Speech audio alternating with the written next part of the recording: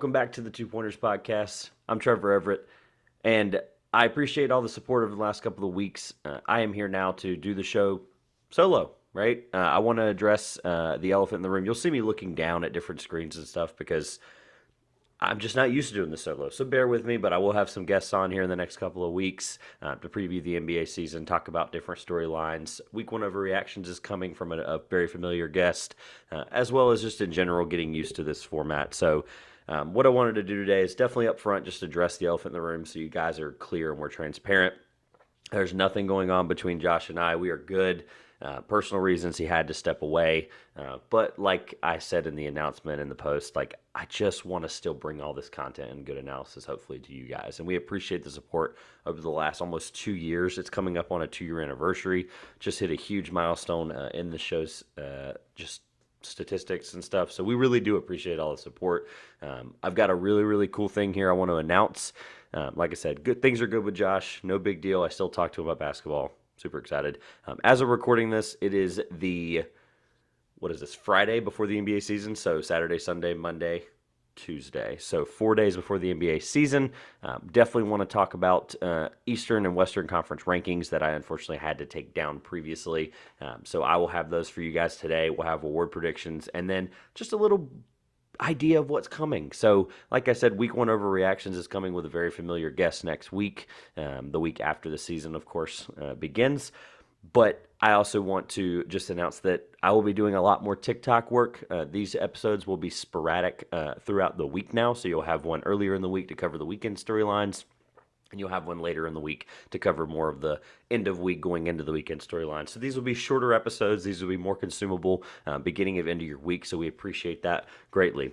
I also now want to address the fact that, of course, it's going to be different seeing this style of content solo and stuff. So obviously bear with me. I appreciate all the time and effort that you guys put into supporting the show. But without further ado, going into what we're looking at social media-wise, I definitely want to start implementing more of the daily content with TikTok. So you're going to see a daily series recapping this first time I'm going public with this at all.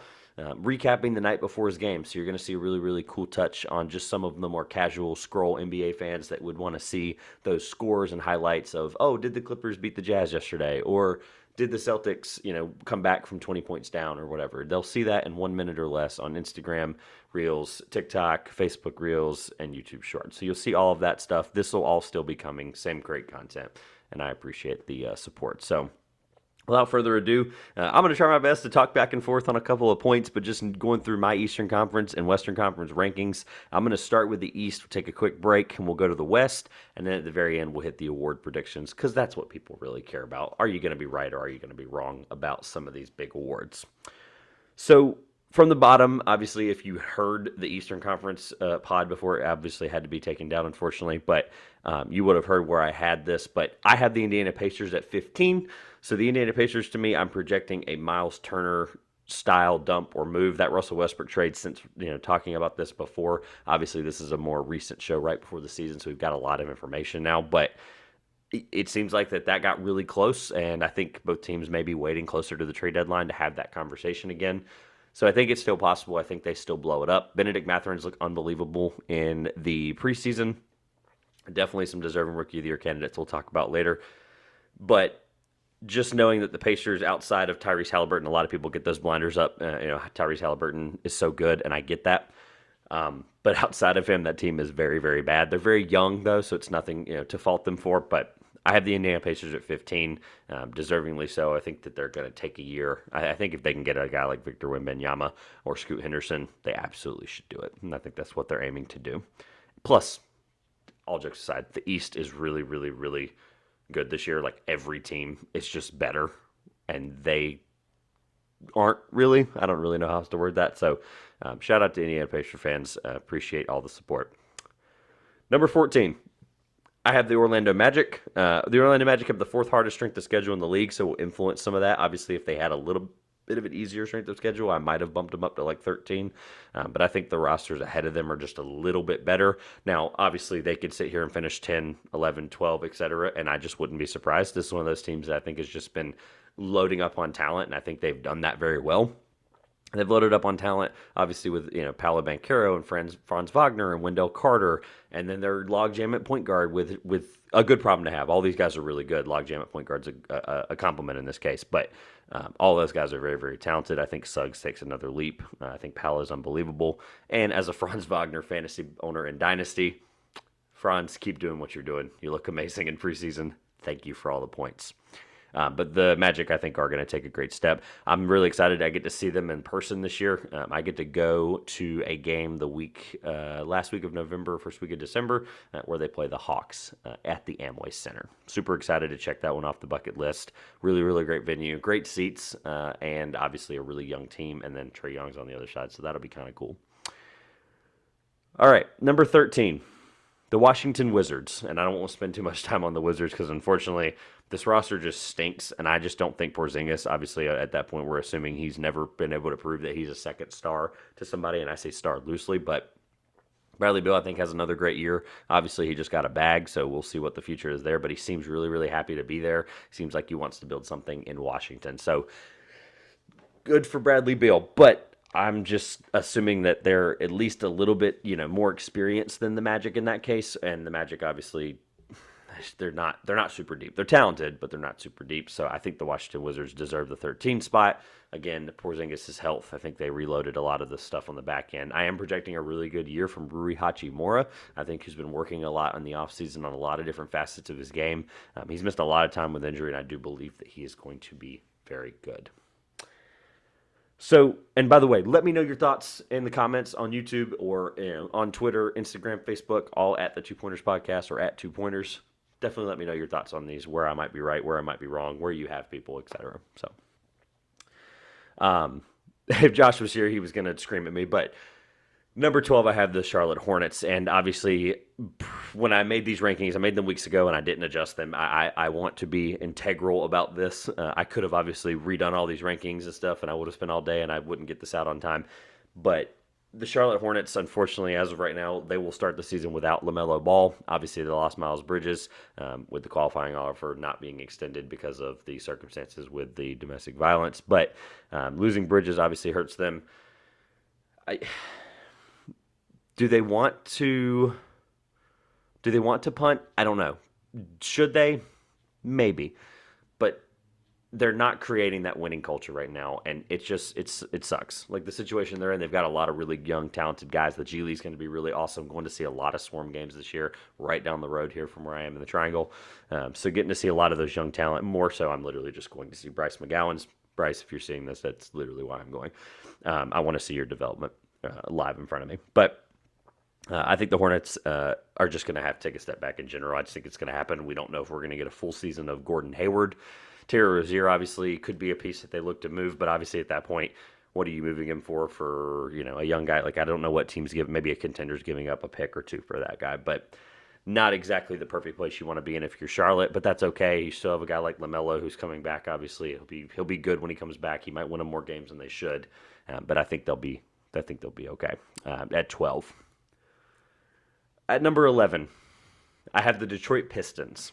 And the Detroit Pistons, for me, this is a projection of just how good this young talent can be. I am not a Cade truther like 99% of the NBA community. I am an Evan Mobley fan.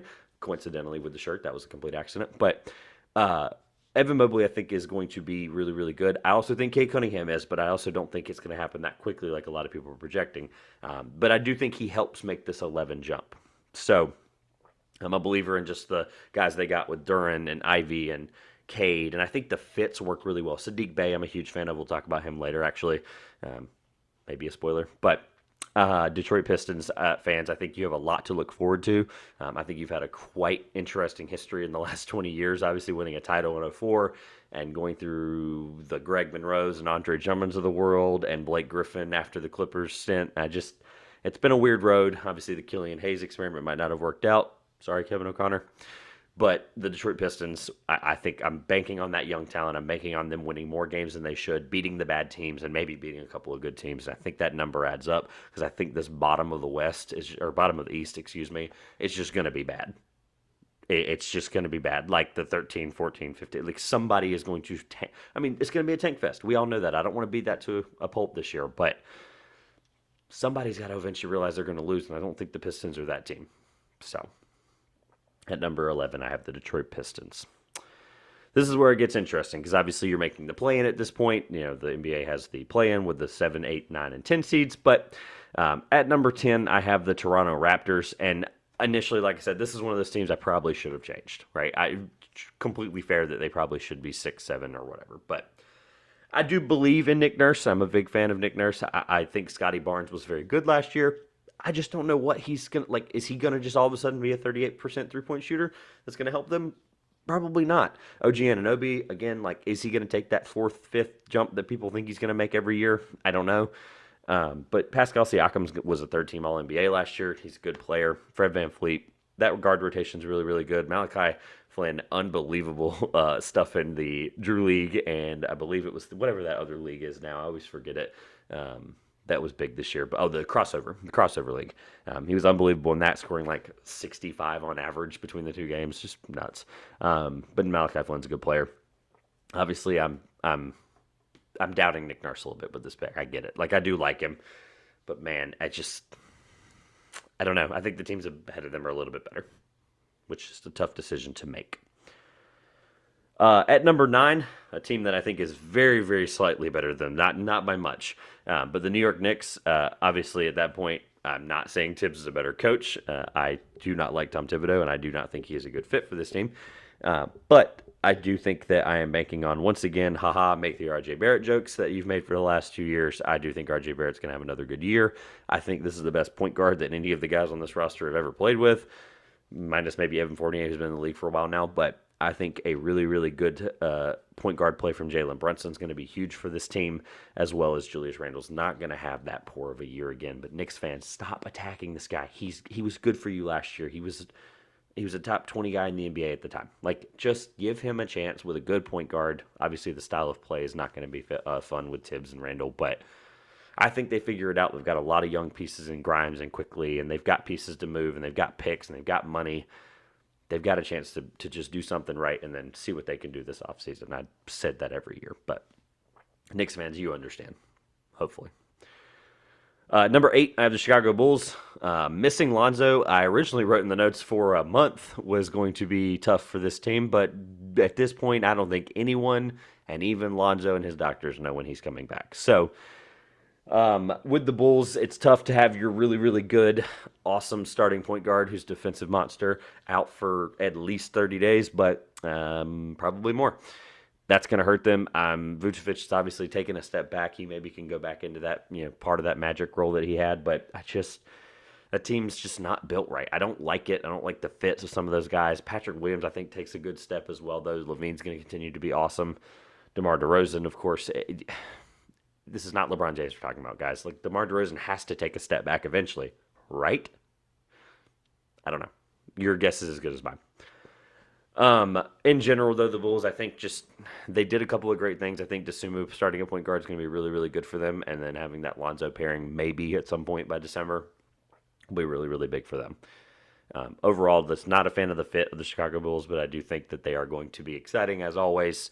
DeMar has a couple of good, weeks like he did last year. Again, they can beat a couple of teams they probably shouldn't, like they did with those back-to-back buzzer beaters. I believe one of them being against the Celtics, who, as we know, went on to make the NBA Finals. So this next one's tough. I'll be honest. The next one's really tough. It's tough because I'm not sure Kyrie Irving, Kevin Durant, and Ben Simmons are going to play a whole season. And people can assume that they are all that they want. I'm not going to be the one that does that. At number 7, I have the Brooklyn Nets. They went out and got what I called KD insurance, which wasn't very good insurance, with Royce O'Neal and TJ Warren and Markieff Morris, guys who have combined to miss a lot of time over the last 2.5, 3 years. TJ Warren hasn't played a game since the bubble, so he's obviously not a great insurance policy just yet. Sorry, TJ, being an NC State guy, but Royce O'Neal I do like, though. I like his a defensive, 3 and D wing type guy for them. The supporting cast has to take another step up with obviously guys like Cam Thomas. Is Joe Harris still a good three-point shooter? I will figure it out, I guess. But just the roster and the depth. I mean, if they're playing, the three of them, they can beat anybody. That's not the point. But Kyrie Irving seems bought in. Is that going to be possible? Probably. I'll probably be wrong, and they'll probably be a top 4 seed, and people can laugh. But Kevin Durant has played, obviously, not, if you take out the Achilles season, he's averaged 45 games over his time in Brooklyn. And if you count the Achilles season, he's only played 30 games. Yeah. Shortened season on some of that, I get it, but 30 game average. You can't win an MVP and you can't lead your team to a top 4 seed if you play 30 games and your name is Kevin Durant. That's just how it is. That's how the cookie crumbles. At number 6, I've got the Cleveland Cavaliers. The Cleveland Cavaliers wearing the shirt. That was just coincident. Wanted to wear a cool basketball shirt. I love that they obviously can provide a really, really good defensive back wall. If you want a catalog of what I think about this Cavs team, the Donovan Mitchell trade will be posted right up above on that little YouTube eye, or it'll be posted below in the link of the podcast. Or you can find it on wherever you find your podcast. We talked about the Cavaliers trade and Jazz scenarios at large. But Mitchell, obviously, if he can be somewhat of a plus defender and a better teammate, we will find that out. I think he can be very, very good for them. But I just don't know right now if it's the year. Like, I just don't think it's this year where they're going to change. And I'm also saying they're going to get into the 6th seed. They're going to make the playoffs like they didn't last year. They made the play-in. So this is an improvement, I guess you could say. But all right, at number 5, we're getting into the nitty-gritty of the East here over the last 15 minutes or so. Leave time for the West and the awards. So the Atlanta Hawks. At number 5, we have the Atlanta Hawks. I think there's a couple of big things here, and I've wanted to talk about this at large, because I think it's worth mentioning. But they have the third easiest strength of schedule, and I know the strength of schedule number is something that I talk about more than people probably should or will. But they do play in a really easy division, and I think that helps them. They're going to play against the Hornets, who are falling down a little bit. The Heat are obviously a tough team that I have, obviously, as you know by now, ranked ahead of them. But then you've got like the Wizards who are down there, like, the Magic, etc. So it's an easy-ish division, and they're going to win those games against teams they probably should. I do like the roster. I do like what they've done with it. I do like that it's more defensive focus with Okongwu coming back and Capella and DeJounte Murray and the potential that Trae Young has without the ball. I am a big proponent of this, and you'll see tweets, you'll see Instagram posts, you'll hear me talk about it all year if it's successful. I think he's an unbelievable off-the-ball player. We just haven't seen it because his usage rate has been so high. So Trae Young without the ball, DeJounte Murray helping that guy who averages 15, 8, and 8. Like, that's a huge help to a team that struggled with, obviously, someone other than Trae Young getting assists, who led the league in total assists last year. And then just a guard that's a defensive rebounder. Like, that's a really, really good thing to have for a team that kind of stunk defensively the last couple of years. So, also, I made the joke. Whatever, I wrote it down. I'll just say it. Can I be burnt by the Hawks a couple of more times? Probably. But I do believe in this team. I think they're very, very good. I like the combination of those two guards. And I think after we've had a couple of months to process that trade, I think I might be in the minority on that. So I'm looking forward to that. I like the Murray acquisition for that reason. All right, the nitty-gritty, the top 4. The top 4, top 4, top 4. Also, by the way, if you're wondering, for those of you that have returned on YouTube, I forgot to change the whiteboard. I forgot to put, my question I was going to put on it for the comments was, is candy corn trash? So if you're listening this far, you've made it 17 minutes. Is candy corn trash? Let me know in the comments below or on Twitter. All right, enough aside. This is not a candy corn podcast. The Miami Heat. So this team is basically running back with a team that is, a Jimmy Butler 3 away from making the finals. I don't think they would have beaten the Warriors, but they're really not changing anything. They're not adding anything. They're not a very deep team. That has not mattered for the Heat in the last couple of years. They have finished in the top 4 multiple times. This is just a team built on what they believe in, and this is a team that's not going to waver from that. Jimmy Butler, with hairstyle change or not, he looks insane, but with hairstyle change or not, I think he's the same Jimmy Butler. I'm personally not a huge fan of him, but I do believe in how he leads that team, and I do think he's a very, very good player for them.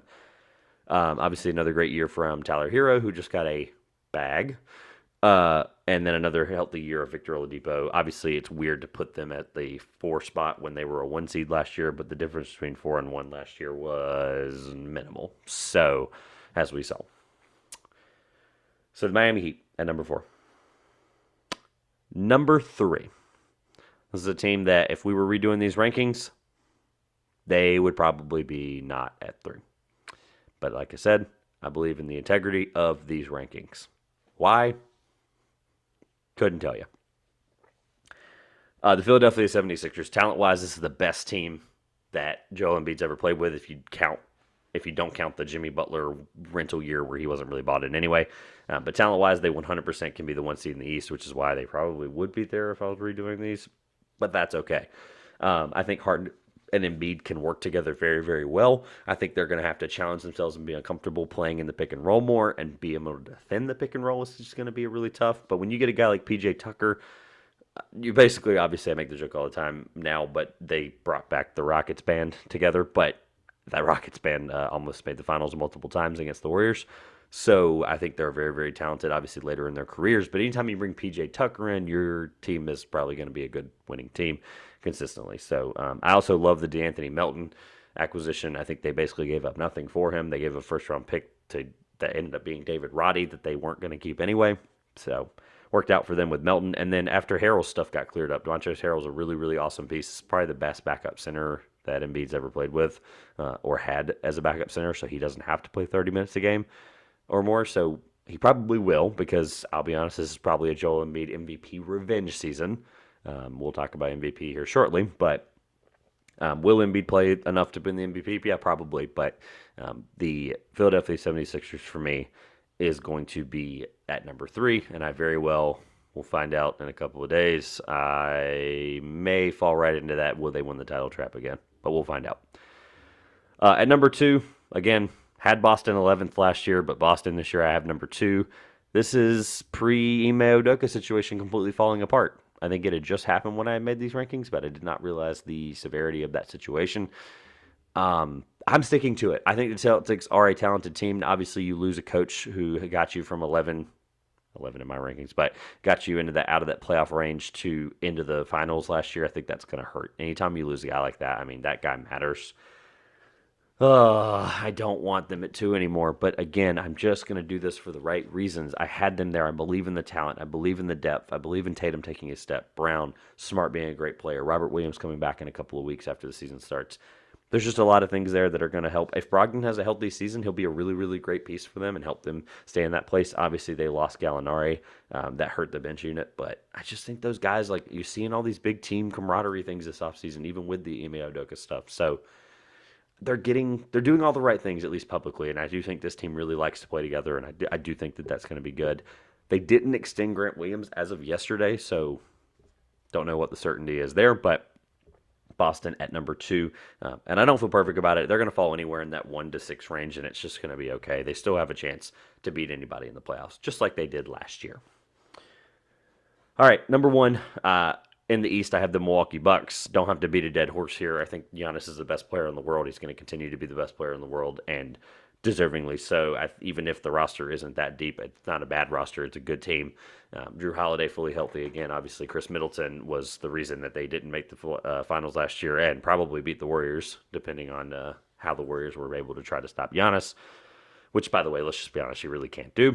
But good enough supporting cast. Obviously, Boston's struggles, I think, are going to help them if they play each other, or Boston might lose some games that keep them in that 1 to 2 conversation. Milwaukee has a good coach in Mike Budenholzer, so end all be all, I think the Bucks or the Sixers will probably end up in this one spot, but the Bucks are a really good team with the best player in the league, and you have to matter with that. So, or it has to matter. So I have the Milwaukee Bucks at number 1. We'll take a quick break, and we will be right back to do the Western Conference.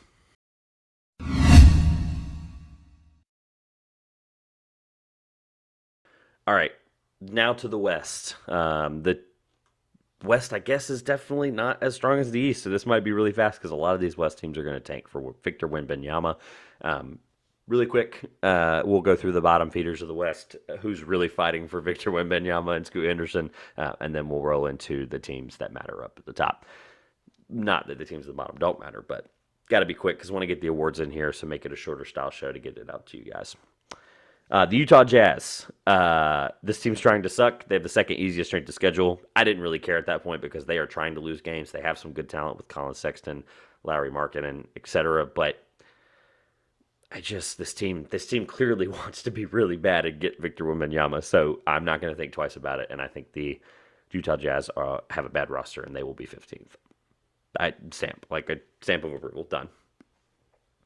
Number 14, I have the San Antonio Spurs. The San Antonio Spurs, I like some of the pieces that they have. Obviously, as of now, the Jazz still have Conley. They moved on from Bogdanovich, sent him to Detroit. Almost forgot where he went, which was a weird look in that uniform, but hey, it fits. So the Spurs obviously are going to be a little bit more talented to me with obviously Keldon Johnson, Devin Vassell, Josh Primo, etc. What they do with Jakob Poeltl, apparently they're asking for at least one pick, maybe two. So don't know what his future is there. Probably not for long, but Pop can't lose that bad, can he? Can he? Well, if he wants Victor Wembanyama, he will. They do have the hardest strength of schedule, which could be either way at that point. Who cares? 14, 15. I just think Pop's not going to want to be the guy that's dead last. I don't know. That's probably dumb. All right, number 13. This one's for Grayson. The Oklahoma City Thunder are at 13. If Chet was fully healthy, then I would probably have them slightly above the teams I have ahead of them. This would have been my jump team or my projection team, just like the East. I had the Detroit Pistons. I always try to pick one team a year that I do think is going to make a jump, and I think it's really important because teams do that sometimes in the bottom. So the Thunder, obviously, with Chet's injury, they're going to be a little bit less bolstered with having a guy like that who you want to play in his rookie year, but they don't really have to. Obviously, they still have Shea. They'll get 50 to 65 games out of before they shut him down at the end. Josh Giddey, a lot of great depth and talent with Jalen Williams, I guess.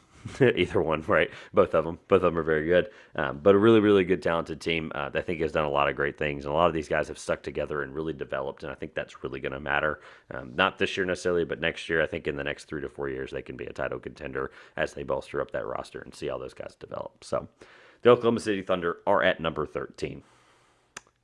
Number 12, I'll probably spend the least amount of time on out of any team on this list. The Portland Trailblazers roster stinks, and Dame can say he's healthy back from an abdomen injury, but that's a tough injury. Abdomen's a tough injury to come back from. That's a small guy injury like that. It's going to hurt. Obviously, I think he's going to be still very good if he is healthy. I do like how Anthony Simons looks so far, and I think Jeremy Grant is a very serviceable, valuable player. For the longest time, I got dragged through the dirt by aggregators, thanks, about how Jeremy Grant was a better player than I was giving him credit for. I always thought he was good stats, bad team. It is what it is. Like, that's just where we are. That's what I think of him. But can he prove that with the number 12, in my opinion, Portland Trailblazers? I guess we will find out. The jury is not out yet. Number 11, this is my projected team, or my projection team, or my jump team. Team that has a lot of talent that I think will be better than people expect. People not named me, Trevor Everett. The Houston Rockets, they have a lot of young talent. Like I said, with Jabari Smith, Tari Eason, Ty Washington, Jalen Green, and Şengün are going to play really, really well together. I think they've gotten used to it. Green said in an interview with Bill Simmons that he wants to average 25, 4 assists, or 5 assists, whatever. He wants to pass the ball more, and 4 or 5 rebounds. If he has that kind of season, they're going to beat teams that they shouldn't. I do think that losing a guy like Christian Wood might be a good thing. I know that sounds weird, losing a guy without much talent, but he just wasn't a good locker room presence, and he was, due to go. Similar scenario, like I said, with the Pistons. I think they make a good jump. I think they beat some bad teams really, really handedly, and I think they beat some good teams, and shockingly. And like I said earlier, I'm highlighting all the teams I'll get to see this year so far. That number might change, but get to see them live towards the end of the season when hopefully they still have guys playing. It's like really late in the season. It's like the first week of April, right before the NCAA tournament ends. So get to see them around that time. Maybe those guys still play. Maybe they're playing Garrison Matthews 40 minutes that game. I don't know. But the Houston Rockets will be very, very good. By the way, I talked about this before, but I will link it below if I can remember. Our friend of the show, Ryan Hammer, did a really, really cool TikTok about Clint Capella and about how that scenario with Clint Capella's trade basically turned into this roster they have now. Really, really good job. Thanks, Ryan, for that. Moving on. Number 10, the Sacramento Kings. I think the saving Sacramento stuff has worked. I think the Sacramento Kings are a talented enough roster that I think they do get into the play-in, and at that point, it's anybody's game. If they can beat somebody in the play-in and make the playoffs, this will be breaking the longest playoff drought in American or North American professional sports. So, thanks, Mariners, for making the playoffs finally, but the Kings officially are the longest tenured team without a playoff berth. So, go Kings. I'm a Kings fan as of this year. I'm rooting for them hard. Except for when they play the Lakers, of course. Number 9, I have the Zion-led New Orleans Pelicans. Or I should say Jose Alvarado-led, I'm just kidding, But no, the New Orleans Pelicans, I just don't. They could probably be a six seed or higher, like a lot of people think, but we just don't know yet. This is my I need to see it to believe it team. Zion coming back after a long time off with injury. Seems like he's playing very, very well and in great shape, so good for him. That team is very, very good. Brandon Ingram has a small injury going into the season. They paid CJ McCollum a huge bag, so we'll have to figure out how that looks for the dynamic of the roster the next couple of years. But totally deserving. He's been a really good leader for that team. And overall, I am a big fan of their coach. So I think this team is very, very good. I just don't right now think talent-wise there's some teams ahead of them that I like more potentially, and just understanding where they were last year. They can beat anybody once they get in. We'll see what happens. At number 8, I have the Minnesota Timberwolves. I don't love the initial fit. Like, as soon as it happened, I was like, Cat Gobert, that seems odd. Then I'm like, well, Cat, first of all, thinks he's the best three-point shooting big man of all time, and he might be. Debate that in the comments. But Cat and Gobert together, they can stretch the floor. Gobert can be their rim protector. I'm just not a fan of D'Angelo Russell as your starting point guard. And I am an Anthony Edwards truther, so obviously that is not a doubt in my mind. But there's just a lot of things there uncertainty-wise. I do think Gobert can get them from 26 defensively to into that top 10 range. I think he can be that good. But their bench stinks. They gave up a lot for Rudy Gobert. Kyle Anderson's their only valuable piece off the bench right now. I don't know. A team that is that counted at the top needs to have somebody helping them out whenever they're off the floor or in a playoff series where it matters. I just really don't know if Pat Bev was supposed to be the piece in that trade that should have left. I think he should still be there. I think he'd be a huge piece for them. But unfortunately, that's not the case. Pat Bev and Gobert would be a really cool thing to see together like that. But we will not see that. So this next team, for the sake of next 5 minutes being done, I'm going to skip quickly because the Lakers are at number 7. Is Anthony Davis and LeBron James going to play more than 65 games each? The stats tell me and the history tells me no, but LeBron's chasing a really, really big record in Kareem Abdul-Jabbar's scoring record. I think he's projected to hit that late January, so should happen, hopefully. Stay healthy, LeBron. Anthony Davis, obviously, if he has a great season, I think they can win a lot more games than they did last year. Unfortunately, I still have them at 7 just because of how bad the roster is around them. Now, if they get a piece from Russell Westbrook, like if they make that Miles Turner and Buddy Hield trade work, then that's awesome, and that's going to be 2 pieces that are better than Russ right now. But as of recording this on February, geez, I was talking about February earlier, on October 14th, they are going to try him off the bench tonight in the preseason game against the Kings. So we will see all together how that will work. Obviously, all the videos are concerning of him not being near the bench, but we'll find out. At number 6, I have the Dallas Mavericks. What do you know? Another offseason, another Mavericks roster I don't like. And Luke is going to drag them higher than the play-in, and I'm going to look silly. So thanks, Dallas. Luka Doncic is an unbelievable player. The Dallas Mavericks deserve every bit of the credit that they've gotten for how well they've played, and I think they do finish at number 6, potentially higher. All right, quickly. Memphis Grizzlies, if anything, their advantage is lineup and roster continuity. They've kept together their top 9 guys in total efficiency last year, or plus or minus, excuse me. So that lineup looks something like Ja, Desmond Bane, Dylan Brooks, Triple J, and Steven Adams. That roster played 100 minutes together total. They went 56-26, and they only lost Melton. So they had their top 9 guys come back minus DeAnthony Melton. They think they're really, really good. Ja missed 20, obviously 2 games last year, and they went 20-2. So this team's really, really good. Putting them at 5 seems disrespectful when they were, the 2 or 3 seed last year, and they were 56-26. I get it. I understand how it looks. I just think they're young. They're inexperienced. They're still going to – they got their playoff wins last year. They made it to the second round. But I think the teams ahead of them are more talented and more experienced, which I do think matters. Number 4, the Los Angeles Clippers. And we'll talk about them in a little bit as well with the awards, not spoiling anything. But people are penciling them in as the 1 seed consensusly, it seems like, or best record. And Kawhi is going to play, they have 8 back-to-backs the whole season. He's not going to play, 8 of those games or whatever, however that math adds up. He'll play 1 and not the other. But you're obviously going to miss a handful of games with Kawhi no matter what. If he plays 55 games, Paul George plays 65.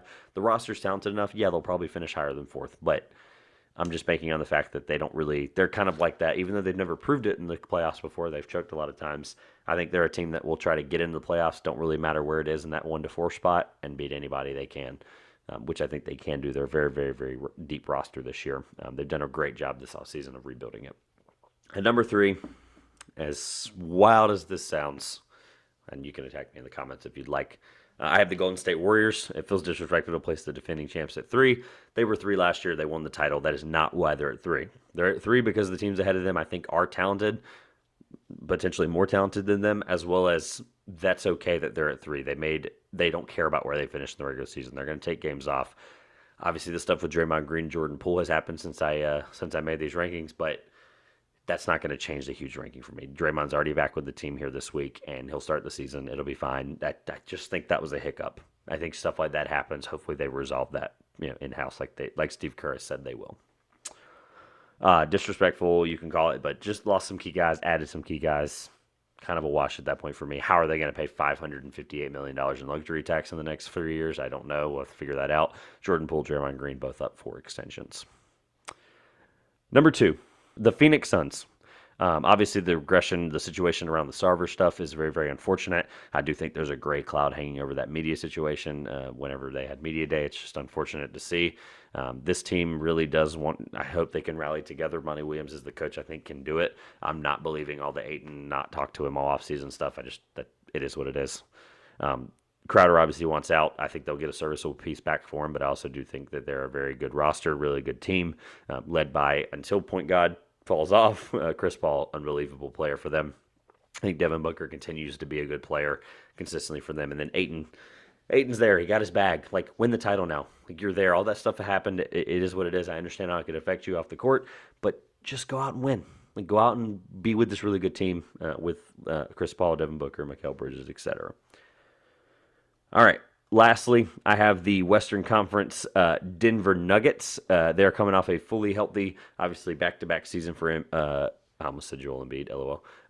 Nikola Jokic, and they're hopefully getting back a Jamal Murray, who I spent $80 in our fantasy league on. 80 virtual dollars, of course. But Jamal Murray is an unbelievable player, and I think I'm projecting injury coming back. Like, you have to assume that he's going to come back and be a good player. He's been off for almost 2 years now. Obviously, at that point, you're getting a Michael Porter Jr. who's looked really, really good in preseason, averaging about 19 points per game. I love the bench depth with KCP, Bruce Brown, Bones Highland, etc. To put the cherry on top, I will say Ball Arena is one of the hardest places to play in the NBA with the altitude and how loud it is and how passionate those fans are when they're winning. And then, obviously, I'll take this into consideration and help my case, but easiest strength of schedule. So they will have teams that they play in that Northwest division, and they'll just kick the crap out of them, and that's okay.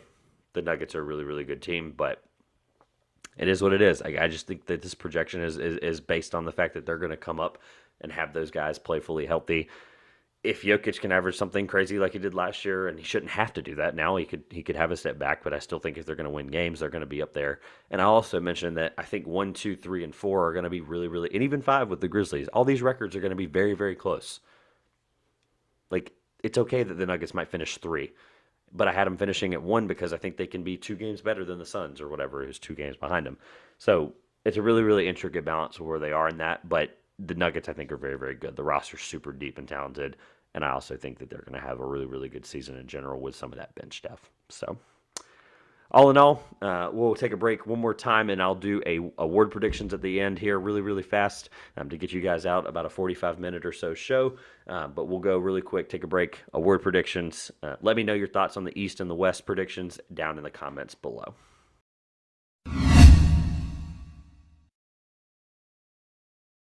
All right. So now that we've hit the East and the Western Conference, we're going to hit the awards really quick. These I have kept completely quiet until right before the season because there's no reason to rush these. Hum and haw them and figure out what you think is going to happen. I feel really good about a lot of these. Obviously, some of these shakeups can be different for a lot of people, but I feel very confident in my award predictions. We'll start with MVP and we'll go down to Coach of the Year. Obviously, that's what people care about, all the big awards at the top. With MVP, I'm going to go with, and I do not care about voter fatigue. I'll explain. But I do have Nikola Jokic winning his 3rd MVP. Obviously, it hasn't happened 3 times like that since Larry Bird. It's happened a couple of times in the 60s and 70s. But if Jokic averages close, even remotely close to the 27, 13, and 8 he averaged last year and they're a top 4 seed, it will be a convincing case. The only real case against it, obviously, is voter fatigue. And if Luka has an unbelievable season similar to that, your 27 8, 9, 10 rebound, 8 assists, whatever. Luka's going to have a Luka season anyway, but and the Mavericks finished as a top 6 seed or higher. I think that's a convincing case, and Luka has been close in those conversations, but Jokic and Giannis and Embiid have all been better players, and I just think eventually the media narrative is going to be Luka, and it's just going to be pushed so heavily. So maybe this is the year, but I think he's deserving of a third MVP if he has that kind of season with the supporting cast as well. They're going to be a really talented team. It is what it is. Next, I have Rookie of the Year. I have Paolo Banchero. In one of our group chats that we have for Talking Basketball, there were so many guys being thrown around for guys that are good Rookie of the Year candidates. I mean, even Benedict Mathurin's had a great season, preseason so far. Jabari Smith, Paolo's looked unbelievable in preseason. I'm obviously going to forget plenty of guys, but Paolo, I think, is going to get the most PT, and I think they're going to be a little bit better. Like I said, when I had him a couple spots above 15, I think they're going to be talented. I think he's going to be a good contribution for why that is. Unbelievable playmaker, which will help him in the highlight realm, which is a very, very popular part of Rookie of the Year. Guy that can put up stats. Doesn't necessarily translate to winning all the time for a guy like that, but it is what it is. Paolo Banchero is a really, really good player. I almost went at the last minute, like literally this morning. I almost went with Keegan Murray because I do think the Kings are going to be good. I think he's going to be a huge reason. He's a play immediately impact guy. It was a tough decision. Obviously, I wanted to go with the guy that I think could win it at the end, and I think statistically, Paolo is going to have a better chance. So, Defensive Player of the Year's next. I have Rudy Gobert, and to be honest, I have no idea who to pick because it just Defensive Player of the Year sometimes when it's an uncertain year like this seems like a crapshoot. Obviously, it's been in the last couple of years the same couple of guys. Rudy Gobert, I think, will have the biggest change of defensive impact and rating on a team. So why can't that matter as the best defensive player? And I think he is. Why not give him a fourth award, right? Obviously, he's going to be his usual stout defensive self. Robert Williams would have been my pick. Otherwise, I think he's a very, very good serviceable player, but had that surgery a couple weeks ago, so he's going to be out for 4 to 6 weeks. Ish. I think the T-Wolves will be extremely better defensively. They were in the bottom 6 or 7 teams in the NBA last year in defensive rating. I think he'll change that and make that a lot better. So with Sixth Man of the Year, I hate this award because, one injury changes the Sixth Man of the Year race, which is why it's a really bad bettors award. And that's why bettors typically stay away from Sixth Man of the Year until maybe the last month or so when you get a good gauge of it. Like Jordan Poole may start, the season, playing more if he needs to with injuries or how the Steve Kerr fits those rotations. He's the odds-on favorite for betting right now, which I think is a great way to look at these awards because you see at least where the public eye is thinking about some of these teams, and then you make your own NBA analysis on that. But Tyler Hero's too obvious at this point. They're not a very, very deep team. Again, same thing, and I just think he's going to be able to play more minutes. He averaged like 31 minutes last year off the bench, so eventually I think that might be a starting role. But I'm going with Norman Powell because of how deep the Clippers are. They're not going to need him to start unless there's a bunch of injuries. I think if Kawhi and PG play, it's a logjam there at that wing position. He's a really, really good three-point shooter in the last couple of years, averaging over 35% from that range. And Norman Powell is going to be a huge reason that they continue to have a spark plug off the bench and win games in the regular season, helping them get that top 4 seed. Obviously, in the playoffs, this award won't matter because that's not what it is. It's not a playoff award, but he will be a huge piece of that for them when they get there. I have Norman Powell as my Sixth Man of the Year. Most Improved Player. Always my favorite award because it's basically a crapshoot. So why not just pick a guy you like who you think's going to actually have a good season, or just pick, be boring and pick, a Ben Simmons, who technically I guess would be more of a comeback player of the year at that point, not a most improved player. But I guess you can only improve upon being not on the floor. Or like an Anthony Edwards, like a John Morant type jump last year, or Anthony Edwards, who I fully believe in. But at that point, why am I giving 2 awards to the Timberwolves who have huge jumps? Maybe they deserve it. I don't know. But Anthony Edwards has already been good. I don't think he's going to go to 30 points a game or anything like that, which I think would be the reason he would win the award from 22 points a game. But I like to get a guy, crapshoot guy I believe in out of nowhere. This is just a pick that I like to pick every year. And if I'm even remotely close, if my guy finishes in the top 3, then I feel good about it. So last year, obviously, or the last 2 years, I went with RJ Barrett. People laugh. Haha. Go ahead and get it out of the way. I have not RJ Barrett for a 3rd year in a row. I have Saddiq Bey. Saddiq Bey, a lot of Pistons insiders had some really great pieces on him earlier in the summer. He was literally told by the front office of the Pistons to stop working out because they wanted to prevent injury because he was doing so much training in like your June May, June, July time period when they weren't in the playoffs, of course. He was going into the mountains and training at thousands of feet to improve stamina. Like that kind of guy, bought into it. I was all in every facet. I wanted him in my fantasy dynasty league, like I talk about a lot with a lot of good friends, and I was beat out. I did not want to spend that much money on Sadiq Bey, but I should have, and my rival got him. So shout out Chris for that. But man, Sadiq Bey just looks so good, and if they're going to make that jump to 11, that's obviously not going to matter for the most improved player candidacy, but he is going to be a huge reason for their improvement. I love Sadiq Bey, and I think he's going to have an unbelievable season. Lastly, Coach of the Year. Go ahead and just get this one out of the way, short and sweet. There are so many candidates. It really just changes media narrative every year. Is it the guy with the best record? Is it the guy with the biggest improvement? Is it the guy with the coolest story? No one really knows. No one really cares. Coach of the Year, I have Mike Malone, or Michael Malone, whatever he goes by now. I'm projecting a jump for the Nuggets with a deep roster and a fully healthy team, and I think at that point he would deserve it. One of the best records on a team that went from a 6 seed last year, drugged by their 2-time MVP there. So Michael Malone, at that point, just facet of the best record. There are some other great candidates at this point, but I'm not going to sit here and rattle them off. I think Taylor Jenkins is a good one for Memphis if they finish in that seed again. But if he didn't win it last year, why is he not going to win it this year?